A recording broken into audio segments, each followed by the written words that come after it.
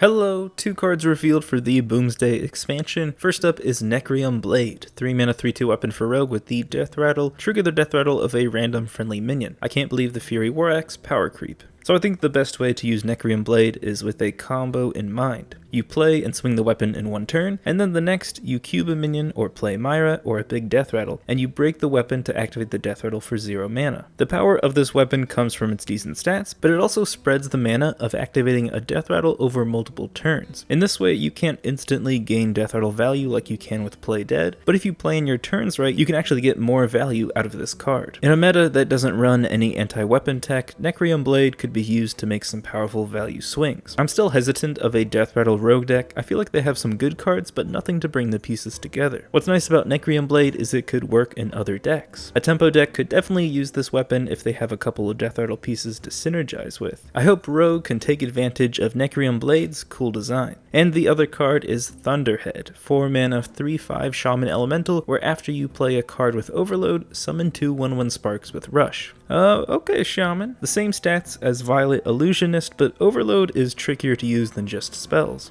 But then again, 2 1/1s with Rush is a lot better than just a 1/1. This card is screaming for an aggro Bloodlust Shaman. In a past showcase, I talked about how I think Voltaic Burst's board clear could help out an aggro Shaman, and now it even synergizes with this card. What's interesting about Thunderhead is its stats out on the board are pretty decent on their own. Aggro needs to constantly be playing cards, and if this is in your hand with no Overload to combo with it, it's still not a bad play. Now, this aggro deck would still need to run a decent amount of Overload to get value off of Thunderhead, but I don't see them having to stretch too much to get 6 to 10 Overload cards in there. Anytime you're able to land an Overload card with this, the 2 1/1s are going to be really good for aggro. Whether this aggro deck comes to fruition or not, Thunderhead is a solid 4-drop to include in any Shaman deck that has a decent amount of Overload. Those are the 2 cards for tonight, 3 more cards in tomorrow's morning video, but until then, ta-ta.